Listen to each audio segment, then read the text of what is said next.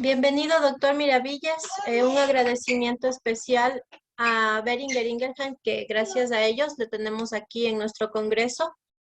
El tema del doctor Mark es avances en el tratamiento de EPOC. El doctor Mark es especialista en neumología, formado en el Hospital de Valdebron. Su labor es la investigación clínica de la enfermedad pulmonar obstructiva. Bienvenido, doctor. Gracias, muchas gracias.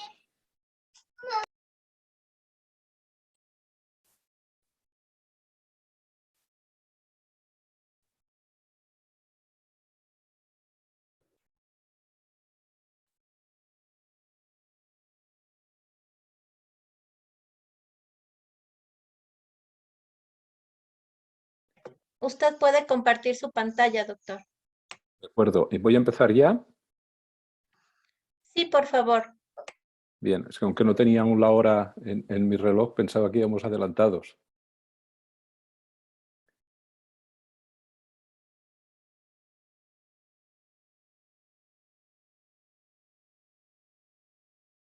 Aquí está. ¿Pueden verla bien? Sí, doctor. Muchas gracias. Pues bien, pues empezamos. Muchas gracias por invitarme a la sociedad, por haberme querido invitar hoy para compartir con ustedes el tratamiento de la EPOC, también a Boehringer por haberlo hecho posible. Y mi tarea en los próximos minutos es darles una visión sobre el tratamiento de la EPOC. He incluido en el título el uso de biomarcadores porque creo que es algo novedoso y es algo que estamos empezando a hacer por primera vez en la EPOC y que tenemos mucha base científica para ello. Y espero que haya algunos aspectos que puedan ser, si no nuevos o controvertidos, y que esto estimule la discusión al final de la charla. Estos son mis conflictos de interés. Y quiero empezar pues señalándoles el síntoma principal de la EPOC, que no es otro que la disnea. La disnea, la falta de aire, es aquello que los pacientes con EPOC sufren con más frecuencia y es aquello que hace que vengan con más frecuencia a pedir nuestra ayuda. La disnea es un síntoma, pero no solo es un síntoma, también es un buen marcador de riesgo, un buen marcador pronóstico. Y en este trabajo ya clásico de hace casi 20 años en Japón, se vio cómo los pacientes, cuando eran divididos por el grado de disnea, tenían un mejor valor pronóstico que cuando se les dividía según la función pulmonar, según el FEP sub 1. Por tanto, la disnea es el signo guía de la EPOC y es también un muy buen marcador de pronóstico, de gravedad, para saber cómo están nuestros pacientes. El hecho de que la disnea sea el principal síntoma, pues hace, y no debe extrañarnos, de que cuando vamos a ver el documento GOLD, cualquiera que sea el grupo en el que clasifiquemos a nuestros pacientes, la base del tratamiento sean los broncodilatadores. Así vemos que tanto pacientes poco sintomáticos como pacientes más sintomáticos, poco agudizadores como más agudizadores, los broncodilatadores y sobre todo los de larga duración son la base del tratamiento. Y tan solo como tercera opción en uno de los subgrupos aparece un antiinflamatorio que son los corticoides inhalados. Por tanto, en la mayoría de pacientes con EPOC, el tratamiento inicial va a ser la broncodilatación debido a que el síntoma guía va a ser la disnea. Cuando hablamos de broncodilatación, en muchos casos, pues empezamos con un broncodilatador y podemos administrar con mayor frecuencia un LAMA, un anticolinérgico, debido a que tienen también un mayor impacto sobre las secreciones y también probablemente un mayor efecto en prevenir exacerbaciones. Ahora bien, sabemos, y este es un estudio muy ilustrativo, que pacientes que están tratados con un broncodilatador, a pesar de que puedan tener algunos incluso una función pulmonar relativamente conservada, aún pueden estar sintomáticos. Si empezamos un broncodilatador y les preguntamos ¿cómo está?, seguramente nos dirán que están mejor, pero si seguimos preguntando nos dirán que aún son incapaces de hacer algunas de las actividades de la vida diaria, con lo que tenemos que aumentar o mejorar aún más el tratamiento. De esta manera surgieron las asociaciones de dos broncodilatadores con dos mecanismos de acción distintos, los LAMA y los LABA, los antimuscarínicos y los beta-2 adrenérgicos. Un ejemplo es tiotropio olodaterol, y ya se vio que cuando sumabas los dos broncodilatadores había un efecto aditivo y mejoraban aún más la función pulmonar y este se podía mantener durante todo el día, durante 24 horas. Pero no es solo la función pulmonar lo que queremos mejorar, al final de cuentas es que el paciente se sienta mejor. Y esto lo podemos medir mediante los cuestionarios de calidad de vida. Y esta es una revisión sistemática, un metaanálisis que hicimos en pacientes con EPOC y comparábamos tiotropio nolodaterol, dos broncodilatadores, con uno solo, ya sea tiotropio u olodaterol. Y vimos que en todos los casos la doble broncodilatación resultaba en una mejor calidad de vida, en una mejor puntuación del St. George comparado con la monoterapia. Otro aspecto es comparar 2 con 2, comparar dos broncodilatadores con un broncodilatador y un corticoide inhalado. Ya hemos visto en el esquema de Gold que el inicio de la terapia con un LABA y un corticoide se reserva solo a un pequeño subgrupo, pero hay países en los cuales muchos médicos inician tratamiento de la EPOC con un LABA y un corticoide inhalado. Y esto en la mayoría de casos no está justificado. Y aquí pueden ver cómo dos broncodilatadores, de nuevo tiotropio y olodaterol, producen mejor función pulmonar que un LABA y un corticoide, salmeterol y fluticasona. Y además, a pesar de que es una sola dosis diaria, este efecto se mantiene durante las 24 horas comparado con salmeterol fluticasona cada 12 horas. Pero no solo eso, sino que comparando dos broncodilatadores con LABA corticoide, se vio que los pacientes que están con dos broncodilatadores tienen menos riesgo de exacerbación, de neumonía o de subir a triple terapia. Es decir, que requieren menos intensificación de tratamiento. Se sienten mejor tratados. Y eso era a pesar de la concentración de eosinófilos, de los que hablaremos más tarde, y a pesar de la historia de exacerbaciones. Es decir, que empezar con dos broncodilatadores es superior a empezar con uno y es también superior a empezar con un LABA y un corticoide inhalado. Por tanto, no es sorprendente que el año pasado la ATS, la American Thoracic Society, en su normativa de tratamiento de la EPOC, elaboró una pregunta PICO, una evaluación de la evidencia, y acabó con una fuerte recomendación de que los pacientes con disnea, que son la mayoría de pacientes con EPOC, la combinación LABA-LAMA se recomendaba más que el uso de monoterapia de un LABA o un LAMA. Por tanto, estas evidencias han sido ya recogidas en normativas que indican que para pacientes sintomáticos los dos broncodilatadores es la terapia de elección. Yo quería presentarles también la nueva normativa que hemos publicado este año de SEPAR en España, en la cual, al igual que en la edición anterior, primero clasificamos a los pacientes en dos niveles de riesgo, bajo o alto, en base a tres características. Dos de ellas, las mismas que Gold, la disnea y las exacerbaciones, pero también la función pulmonar, porque creemos que la función pulmonar también es importante a la hora de evaluar el riesgo.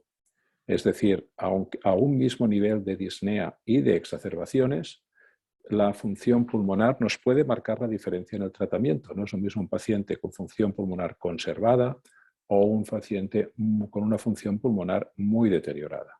Las expectativas del tratamiento pueden ser distintas. Y después hacemos un tratamiento inicial según esta clasificación y un tratamiento de seguimiento. El tratamiento inicial es muy sencillo, en el riesgo bajo, se basa en un broncodilatador, normalmente un LAMA, y si el paciente es sintomático, como nos mostraba la recomendación de la ATS, dos broncodilatadores. En el riesgo alto podemos tener pacientes no agudizadores, que tengan riesgo alto por mucha disnea, por mala función pulmonar, y en este caso empezaremos con dos broncodilatadores. Y dentro de los agudizadores podemos tener agudizadores no eosinofílicos o agudizadores eosinofílicos. En los no eosinofílicos damos también dos broncodilatadores y en los eosinofílicos son los únicos en los que empezaremos con un corticoide. Y a continuación les voy a explicar las bases, los motivos, todo el racional que hay debajo de esta elección, debajo de este algoritmo. ¿Qué ocurre con los pacientes de alto riesgo? Los pacientes que son más difíciles de tratar. Generalmente son pacientes que tienen una mala función pulmonar, y son pacientes que suelen tener agudizaciones frecuentes, algunas que les llevan al hospital, que requieren hospitalización. Pues en estos pacientes es donde es útil y donde se echa más de menos o queremos tener realmente biomarcadores para hacer un tratamiento más personalizado, más dirigido. Necesitaremos tratamientos de segunda línea, necesitaremos añadir cosas a los broncodilatadores. Y uno de los objetivos fundamentales será la prevención de las agudizaciones. Bueno, la primera buena noticia es que los pacientes agudizadores o de alto riesgo no son los más frecuentes. De hecho, en este trabajo en España, casi 2/3 eran pacientes no agudizadores o agudizadores infrecuentes. Por tanto, ahora vamos a hablar solo del tercio restante, de aquellos que tienen peor pronóstico, que tienen más agudizaciones. Bueno, la primera observación es que en estos pacientes, en la mayoría de ellos, los que vemos en la comunidad, el tratamiento de elección vuelve a ser, como enseñaba en nuestra guía, 2 broncodilatadores, un LABA y un LAMA. Y el motivo es los resultados del estudio FLAME. El estudio FLAME demostró que 2 broncodilatadores eran superiores a un LABA y un corticoide en la prevención de exacerbaciones. Claro, me dirán, bueno, después del estudio FLAME han salido otros estudios, por ejemplo, estudio IMPACT, estudio ETHOS, y en estos estudios, aparentemente, el LABA corticoide tenía menos exacerbaciones que el LABA-LAMA. Bueno, eso es cierto, pero las poblaciones son muy distintas. En el estudio FLAME, la mayoría de pacientes tenían un 80% tenían una exacerbación y un 20% tenían más de una, que es lo que vemos habitualmente. Y en estos pacientes, LABA-LAMA es superior al LABA corticoide. En cambio, el estudio IMPACT es un estudio muy distinto. Aquí los pacientes todos tenían al menos 2 exacerbaciones o un ingreso hospitalario y tenían un FEP1 medio que estaba por debajo del 50%. En estos pacientes, el LABA corticoide pudo ser superior al LABA-LAMA, pero estos pacientes son una excepción. Fíjense, este es un trabajo europeo internacional muy extenso. Aquí tienen pacientes con EPOC grave. La mitad no tiene ninguna, 0 exacerbaciones en un año, y un 27% tiene una. Tan solo un 21%, una quinta parte, tuvieron 2 o más. Por tanto, la mayoría de estos pacientes, casi más de 3/4 partes, son pacientes que tienen un perfil como FLAME. Por tanto, son pacientes que deberían ir con 2 broncodilatadores. Y aún más si hablamos de pacientes con EPOC moderada o con EPOC leve, donde los que tienen 2 o más son menos de un 10%. Por tanto, y además, en los pacientes estos que tienen exacerbaciones, los graves, la media de exacerbaciones está en solo un episodio. Por tanto, en general, la mayoría de pacientes, si tenemos que hacer una recomendación general, el tratamiento de inicio debería ser 2 broncodilatadores. Ahora bien, decía que estos estudios, estudio IMPACT, estudio ETHOS, que comparaban triple terapia con 2 broncodilatadores o con LABA corticoides, son estudios que se han hecho en pacientes de alto riesgo y pacientes especialmente graves. Un FEP1 medio de 43-45%, y todos ellos tenían 2 o más exacerbaciones o un ingreso hospitalario. Por lo tanto, esto es una población muy seleccionada y especialmente grave. Y aquí, como decíamos antes, la triple resultó en menos exacerbaciones que el LABA corticoide o LABA-LAMA. Ahora bien, si miran a la derecha, hay una observación interesante. Estas son las curvas de riesgo de exacerbaciones. Pueden ver que para los 2 broncodilatadores esta curva empieza muy vertical, pero después se va aplanando y se hace paralela a la de la triple terapia. Incluso al final la diferencia en riesgo entre triple y LABA-LAMA es mucho más pequeña que al inicio del estudio. Si vamos al estudio ETHOS, vemos lo mismo. Al inicio, la pendiente es muy pronunciada y después se va aplanando. ¿Y esto qué significa? Bueno, esto lo interpretó Sami Suisa en este análisis, en el cual lo que demostró es que en los 2 primeros meses de los estudios había una diferencia en exacerbaciones entre LABA-LAMA y triple, pero después del segundo mes ya no había diferencias. ¿Y cómo es eso? ¿Es un tratamiento que solo actúa durante 2 meses? No es así. Lo que ocurre es que en estos estudios había un grupo de pacientes, una población, que era susceptible, que respondía al corticoide.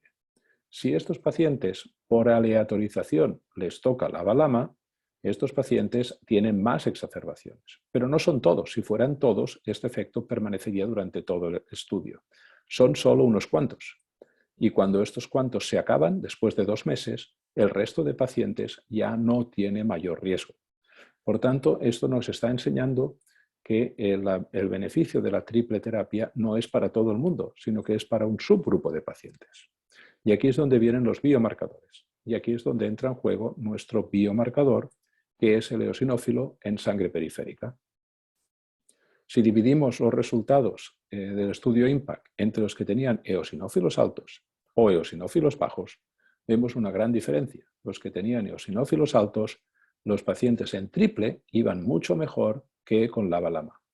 Mientras que los que tenían eosinófilos bajos, estas diferencias casi desaparecen. Es decir, que no todos los pacientes van a beneficiarse igual de una triple terapia. Si representamos los eosinófilos de forma continua, lo que vemos es que hay una relación dosis-respuesta.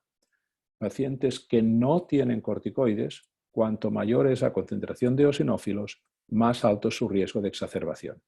Pero esto no pasa en los pacientes que están con corticoides, que el riesgo no varía con la concentración de eosinófilos.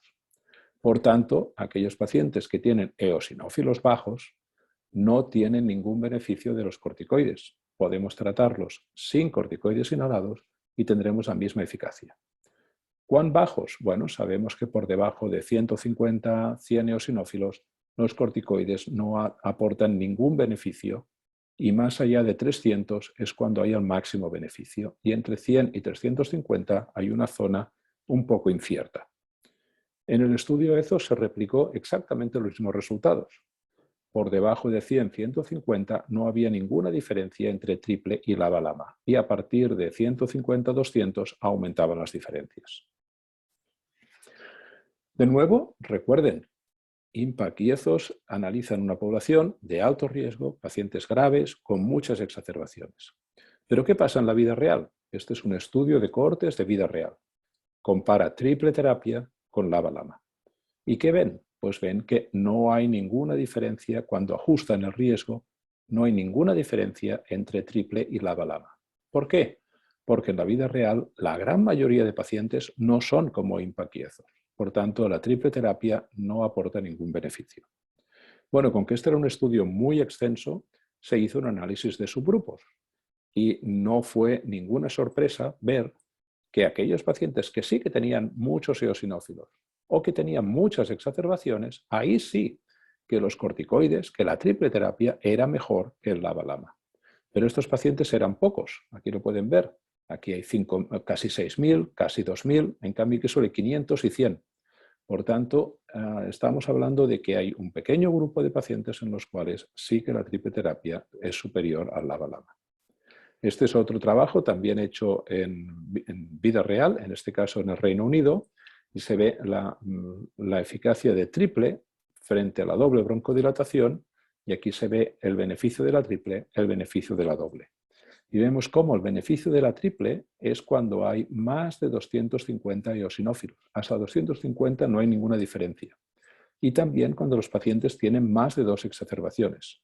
Con 2 exacerbaciones no hay diferencias. Por tanto, la triple es mejor que la LABA-LAMA, pero solo en un subgrupo de pacientes pequeño. Otro aspecto que se ha hablado mucho es el posible impacto de la triple terapia en la mortalidad de los pacientes. Y tanto en IMPACT como en EZOS se ha observado que aquellos pacientes que están en triple tenían una menor mortalidad que los pacientes que estaban en LABA-LAMA. Bueno, la primera observación es que ni IMPACT ni EZOS son estudios de mortalidad. No están potenciados ni diseñados para mortalidad, sino que era un parámetro secundario o terciario.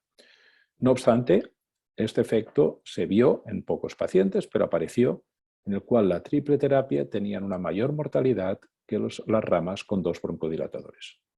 Ahora bien, si se fijan, esto ocurría solo en aquellos pacientes que tenían corticoides al screening. En cambio, aquellos pacientes que no usaban corticoides cuando entraron en el estudio, no había ninguna diferencia en mortalidad. ¿Y esto cómo lo interpretamos? Pues lo interpretamos como que tal vez lo que estamos viendo no es que los pacientes con 2 broncodilatadores se mueran más, o que los pacientes con un corticoide se mueran menos, sino que aquellos pacientes a los que se les quita el corticoide y que tienen eosinofilia y que tienen factores de riesgo, a lo mejor son ellos los que sí que tienen mayor riesgo de mortalidad. Estamos viendo un efecto de la retirada, no un efecto beneficioso de eficacia del corticoide. También ahí hay un efecto de la eosinofilia. La diferencia en la supervivencia solo se vio en pacientes que tenían más de 250 eosinófilos, pero no por debajo de esta cifra. Realmente esto se ha comparado con lo que ocurre la mortalidad y las exacerbaciones. De manera que en las exacerbaciones, también aquellos que no tenían corticoides al screening, no había ninguna diferencia entre triple o LABA-LAMA. Es decir, que en aquellos pacientes que estaban solo con broncodilatadores, añadir un corticoide no mejoraba nada. Estamos viendo aquí un efecto probablemente de la retirada de los corticoides. Y la última evidencia es este análisis también de Sami Suisa, de IMPACT y ETHOS, que demostró que el efecto de la mortalidad, el efecto que se vio en la mortalidad, era un efecto un poco sorprendente, porque solo aparecía en los primeros 90 días del estudio. Claro, no se conoce ningún fármaco que tenga un efecto sobre la mortalidad, pero solo durante 3 meses. Después, si ustedes lo siguen tomando, ya no tiene ningún efecto. ¿Esto cómo se explica? Pues se explica porque probablemente lo que estamos viendo es un efecto de retirada, que en los primeros 3 meses, aquellos pacientes del grupo LABA-LAMA, había algunos que estaban antes en corticoides y eran de alto riesgo, y al retirarlos aumentó el riesgo de exacerbación y aumentó el riesgo de mortalidad.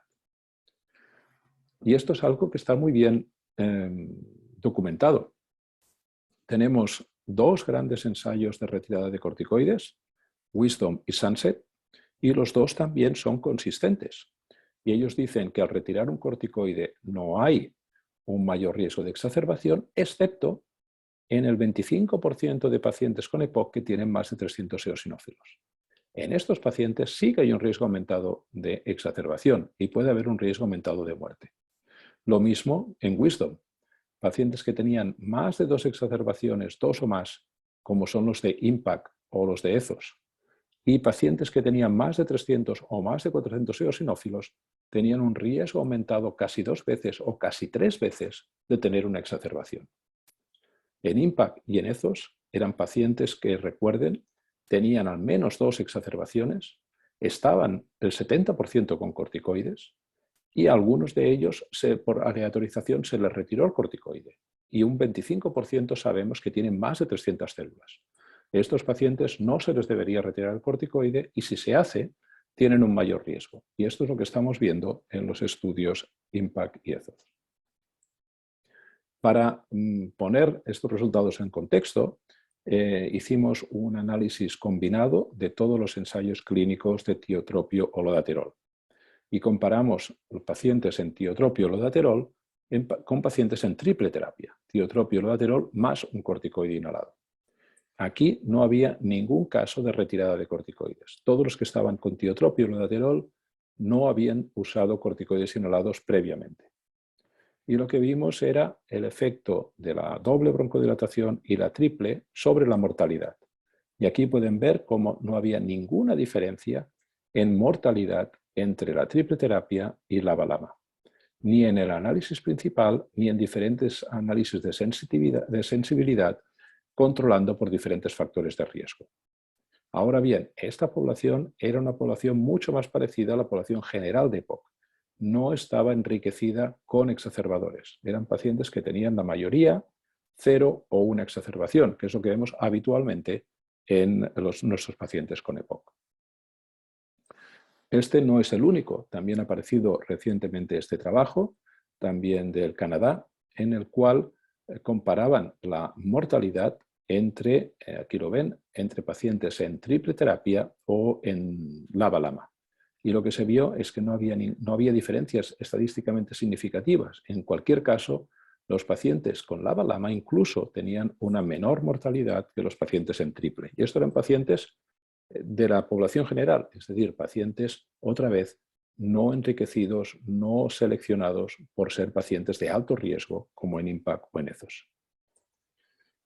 Bueno, en resumen, de todas estas evidencias, ¿qué podemos decir sobre el uso de los eosinófilos para dirigir el tratamiento de la EPOC? Pues lo he intentado resumir en esta diapositiva. Tenemos, y esta diapositiva se refiere a pacientes agudizadores, pacientes con agudizaciones frecuentes.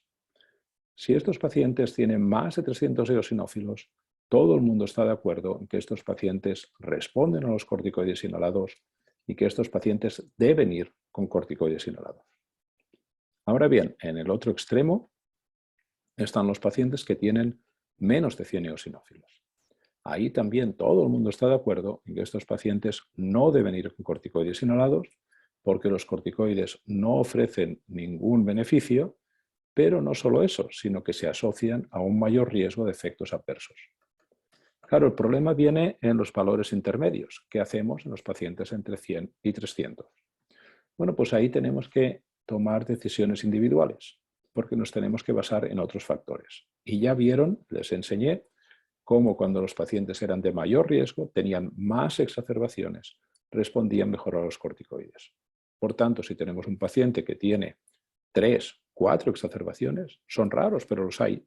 En esos pacientes podemos empezar un corticoide aún con cifras de eosinófilos más cercanas a 100. Si tenemos un paciente que solo tiene 1 o 2, sabremos que el corticoide solo funcionará si tiene cifras cercanas a 300. Entonces tenemos que valorar estos intervalos. Pero hay otro factor importante, que es el fenotipo, el tipo o la etiología de la exacerbación. No todas son iguales.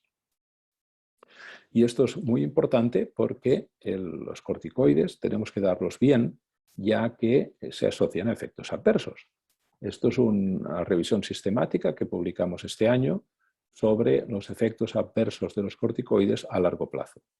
El más conocido es la neumonía y es el más claro y el mejor documentado. Ya no hay dudas de que los corticoides aumentan el riesgo de neumonía. Pero no solo neumonía, también aumentan el riesgo de enfermedades por micobacterias, también aumentan el riesgo de diabetes o mal control de la diabetes, el riesgo de osteoporosis, etc.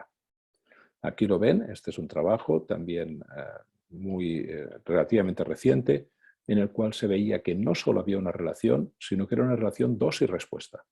Cuanto mayor altas eran las dosis de corticoides, mayor era el riesgo de infección por micobacterias, incluyendo tuberculosis o no tuberculosas. Y también sabemos que los corticoides son inmunosupresores, por tanto aumentan el riesgo de infección bacteriana, infección vírica en general. Y si analizamos los resultados del estudio IMPACT, del estudio que les he comentado ya extensamente, pues los autores, los investigadores, dividieron las exacerbaciones en 2 grupos.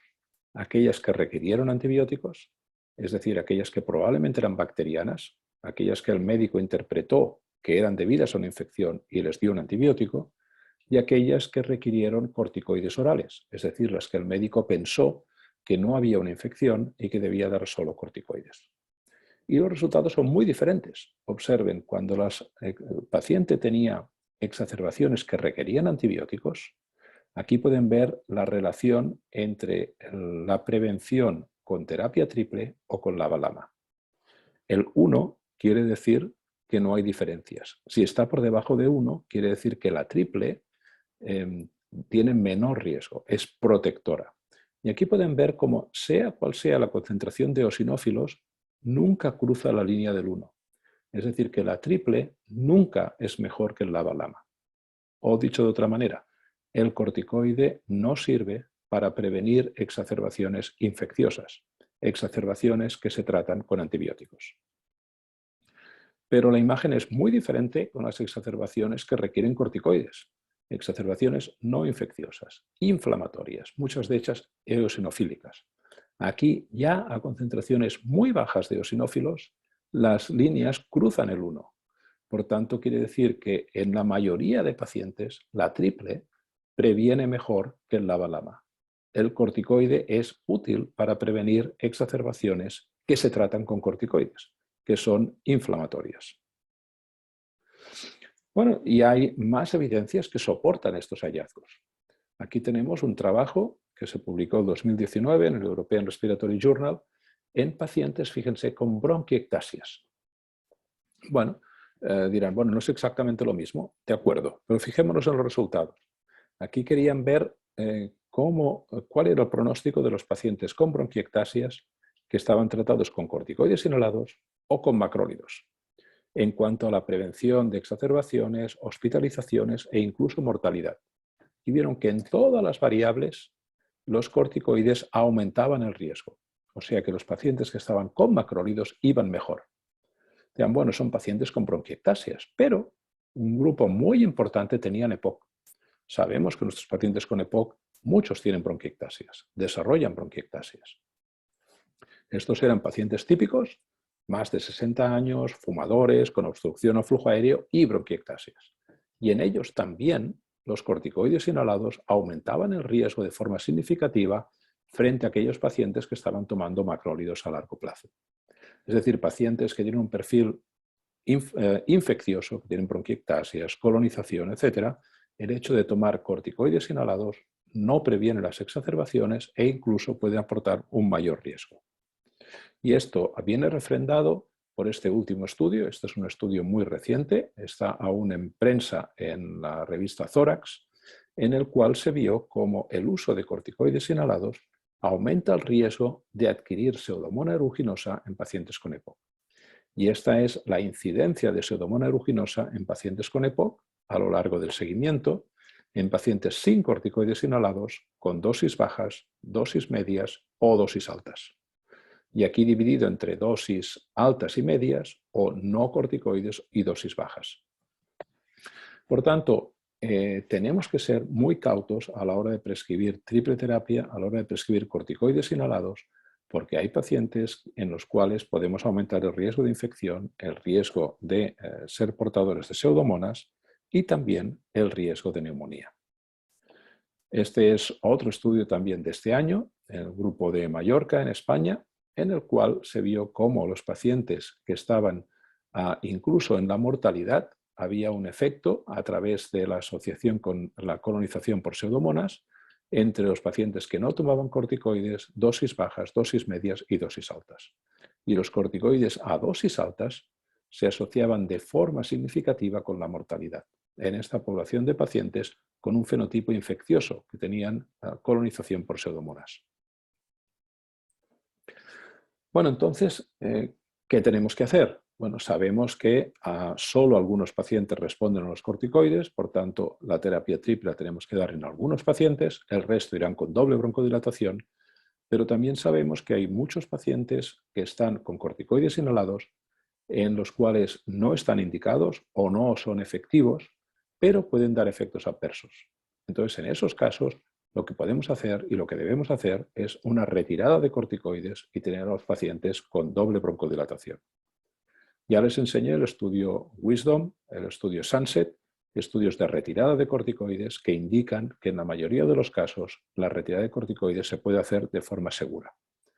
Más allá, la ERS nos encargó al doctor Chalmers y a mí dirigir una normativa oficial sobre la retirada de corticoides en la EPOC. Y en esta normativa elaboramos este algoritmo después de la evaluación de la evidencia en el que señalamos básicamente un perfil de pacientes en el cual debemos retirar el corticoide. Son pacientes con agudizaciones infrecuentes, 0 o 1 en el último año, y que tienen menos de 300 eosinófilos. Estos pacientes, todos los estudios indican, primero, que el corticoide no es eficaz y segundo, que el corticoide se puede retirar de forma segura. Por tanto, en estos pacientes, si tenemos un paciente con corticoides, sea en triple terapia, lavacorticoide, tiene menos de 300 eosinófilos y no tiene exacerbaciones, debemos retirar el corticoide y pasarlo a 2 broncodilatadores. Cuando el paciente tiene más de 300 eosinófilos, no debemos retirar el corticoide porque seguramente es eficaz. Y si el paciente tiene agudizaciones frecuentes, sea cual sea la cifra de eosinófilos, debemos ser prudentes porque estos pacientes no han sido estudiados en los ensayos clínicos. Por tanto, el perfil claro de retirada es paciente no agudizador o con una sola agudización y menos de 300 eosinófilos. Y sabemos que esto se puede hacer, y se puede hacer en la práctica habitual. Y este es un estudio, de nuevo, en vida real, que hicimos con un grupo internacional en una población muy grande de pacientes con EPOC, bien comparados, bien macheados por sus diferentes características de riesgo, y vimos que tanto los que dejaban los corticoides como el grupo control tenían exactamente el mismo riesgo de exacerbación. Ahora bien, este también era un estudio muy extenso, como el que les enseñé de Canadá y del Reino Unido, por lo que podíamos hacer análisis de subgrupos.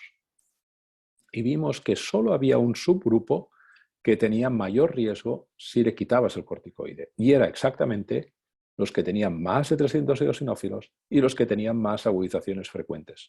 Por tanto, este estudio confirma la normativa RS. Cuando tienen un paciente que tiene agudizaciones frecuentes y más de 300 eosinófilos, no se debe retirar el corticoide, pero sí en todos los demás casos. Y también este estudio nos da mucho que pensar, y esto es un trabajo que se hizo en Japón, en pacientes que se recuperaban de una exacerbación. Y se comparó la evolución entre los que retiraban el corticoide y los que continuaban. Y aquí se ve como los que retiraban el corticoide no solo no tenían mayor riesgo, sino que aún tenían menor riesgo de recaída o de reingreso que los que seguían con el corticoide. Claro, pensará, ¿y cómo puede ser? Bueno, mi hipótesis es que estos pacientes que estaban ingresados, que eran graves, es posible que tuvieran bronquiectasis, que tuvieran un componente infeccioso, colonizados por Pseudomonas. Y al tener un corticoide inhalado, eso aumentaba el riesgo aún más de infección. Por tanto, y ya estoy al final de la charla, los mensajes que les quería dejar es, primero, que los broncodilatadores, y básicamente los de larga duración, son la base del tratamiento de la EPOC. La broncodilatación dual es preferible a la monoterapia. Sabemos en pacientes sintomáticos que la broncodilatación dual aporta mejor solución de los síntomas, un mejor control de los síntomas, incluso reducción de exacerbaciones frente a la monoterapia. Y esto está recogido en las diferentes normativas. Sabemos que los corticoides inhalados son muy eficaces, son fármacos muy útiles, pero en los pacientes que responden. De hecho, en una población seleccionada de pacientes que tienen agudizaciones frecuentes y tienen más de 300 eosinófilos. Estos pacientes deben ir con corticoides. Después sabemos también que existe un uso excesivo de corticoides en la EPOC. Hay muchos pacientes con EPOC que toman corticoides que no tienen indicación, en los cuales no funcionan. En cambio, pueden tener muchos efectos adversos, sobre todo infecciosos. Y que los agudizadores infrecuentes que tienen menos de 300 eosinófilos deben retirar el corticoide y deben pasar a terapia broncodilatadora. Por tanto, en resumen, a día de hoy tenemos un buen biomarcador, tenemos los eosinófilos en sangre periférica que nos ayudan a elegir en los pacientes de alto riesgo a aquellos que necesitan un corticoide, y también nos ayuda a elegir a aquellos a los cuales les podemos retirar el corticoide de forma segura. Los broncodilatadores son la terapia básica, la terapia de elección, el fundamento de la terapia de la EPOC, y los corticoides inhalados son muy útiles para aquellos pacientes, para aquel subgrupo de pacientes que responde a esta terapia. Con esto he querido dar una visión general del tratamiento de la EPOC. Tampoco he querido extenderme más porque me gustaría dejarles tiempo para preguntas, para comentarios y para poder debatir entre todos estos nuevos hallazgos de la EPOC. Muchas gracias por su atención.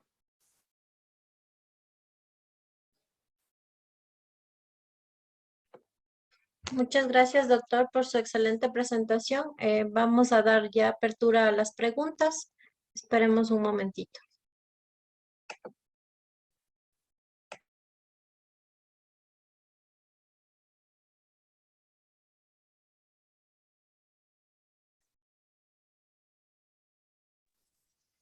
Yo quisiera hacer una pregunta, Marc. ¿Hasta qué punto en pacientes que están recibiendo terapia dual los efectos indeseables, sea de los broncodilatadores o los anticolinérgicos, habría que suspender uno u otro en aquellos pacientes que tienen efectos indeseables graves? Bueno, eso hay que valorarlo evidentemente caso a caso. Es verdad que los broncodilatadores, tanto los beta-adrenérgicos como los anticolinérgicos, son fármacos muy seguros y los estamos dando desde hace muchos años a la gran mayoría, sino a todos los pacientes con EPOC. Y la verdad es que el ser inhalados, la absorción sistémica es relativamente baja y en estos pacientes, aunque sean mayores y con comorbilidades, son muy seguros.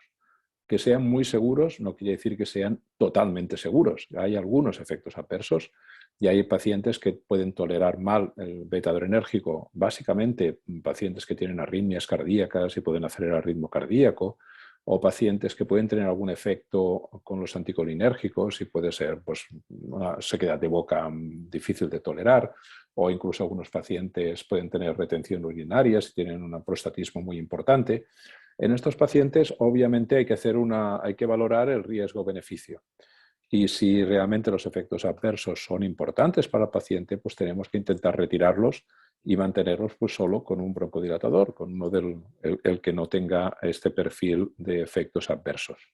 Perderemos eficacia, está claro, pero tenemos que valorar siempre esta posible pérdida de eficacia contra el beneficio de prevenir estos posibles efectos adversos. Hay que tener mucho cuidado también, y esto se lo digo mucho a mis pacientes, en el uso de la medicación de rescate, porque hay pacientes que toman los broncodilatadores de larga duración, pero después toman mucha medicación de rescate, a veces por un hábito, no es que realmente tengan un gran beneficio, pero sí que si abusan de ella pueden tener más efectos adversos y a lo mejor podemos plantear quitar el broncodilatador de larga duración cuando lo que tenemos que hacer es controlar mejor que no se sobredosifiquen con la medicación de rescate. Pero volviendo a la pregunta, estoy de acuerdo, quiero decir que sí, evidentemente si tenemos efectos adversos, diría, difícilmente serán graves, pero sí pueden ser muy molestos para el paciente, tenemos que plantearnos pues, dejarlos con un solo broncodilatador.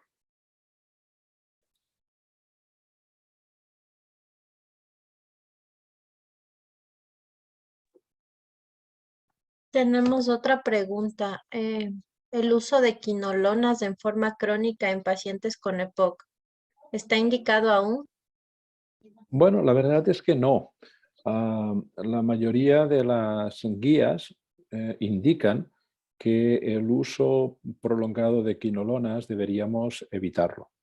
Y deberíamos evitarlo por diferentes motivos. El primer motivo es que las quinolonas son aún el tratamiento probablemente más importante o más potente que tenemos para tratar la exacerbación en los pacientes graves.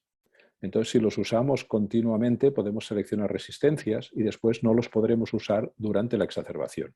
Eso no ocurre con los macrólidos, ya que los macrólidos en los pacientes graves tienen muy poca eficacia porque ya hay un gran desarrollo de resistencias a patógenos como la pseudomonas, como el neumococo multiresistente, etcétera. Los macrólidos no sirven. Entonces, en las quinolonas, en cambio, sí. Por tanto, las tenemos que reservar para utilizarlas solo durante la exacerbación en los pacientes más graves. También el perfil de seguridad no es tan bueno como pueden tener los macrólidos. Sabemos que hay más casos de toxicidad hepática, de arritmias, etc. Por tanto, tenemos que ser más cuidadosos. A algún paciente puede estar justificado dar quinolonas en pulsos durante algunos meses, sobre todo si tiene colonización crónica por hemófilos, por ejemplo, pero yo ya no lo uso. Yo diría que los pacientes que creo que necesitan antibióticos a largo plazo, yo solo uso acitromicina, no uso ya quinolonas a largo plazo. Una pregunta en cuanto al contagio de eosinófilos. Si está sobre 300, iniciamos corticoides. ¿Después de qué tiempo debemos hacer el monitoreo para disminuir o retirar el corticoide? Sí. Bueno, cuando el paciente es un agudizador, tiene más de 300 eosinófilos, tenemos que dar un corticoide, es verdad. Entonces, normalmente la cifra de eosinófilos se mantiene bastante estable. Pero que se mantenga bastante estable no quiere decir que se mantenga siempre estable y en todo el mundo. Quiere decir que es prudente que si este paciente se mantiene estable, volvamos a mirar los eosinófilos, que probablemente ya le hemos pedido una analítica sanguínea por otros motivos, porque los pacientes pues, se hacen pues, para el control del azúcar o del colesterol o en un chequeo, etc. Si esos eosinófilos se mantienen más o menos en 300 o por encima, debemos mantener el corticoide. Ahora bien, si este paciente es un paciente de aquellos que sus eosinófilos bajan y bajan de forma significativa y se mantiene estable, podemos plantearnos retirar el corticoide. También es cierto que si esos pacientes se mantienen por encima de 300, como usted decía, debemos ver si es posible bajar la dosis, porque muchos efectos de los corticoides son dosis dependientes. Quiere decir que y hay pacientes en los cuales podemos ensayar, si no la retirada, sí la reducción de dosis. Por eso es muy práctico poder dar 2 broncodilatadores en un solo inhalador y el corticoide en otro, porque eso nos permite subir, bajar la dosis o retirarlo o volverlo a dar, sin tener que cambiar toda la medicación. Pero una cosa también debe quedar clara. En los pacientes que tienen más de 300 eosinófilos, si eran agudizadores, deben continuar con el corticoide, porque al quitarlo tiene mayor riesgo. Aunque estos son pocos, pero deberían mantenerse.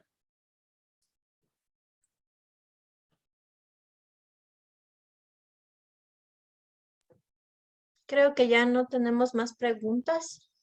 Doctor Mar, muchas gracias por su participación en nuestro congreso. Gracias nuevamente a Beringer por hacer posible su presencia aquí. Un abrazo fuerte desde Ecuador. Esperamos tenerlo acá pronto. Muchas gracias. Ha sido un placer y será un placer seguro volverles a ver en persona. Muchas gracias, Mar, a nombre de la Sociedad Ecuatoriana de Neumología, pues, y como dices tú, pues, quizás el próximo congreso podamos hacerlo ya en forma física y pues también sería importante indicar a la clase médica que creo que el próximo congreso de la ERS es en Barcelona y en Cataluña y pues también esperamos pues encontrarnos allá. Muchas gracias por todo, Mar, y pues muchas felicidades, ¿no? Muy bien, eso espero. Aquí os esperamos. Muchas gracias a todos. Adiós. Adiós.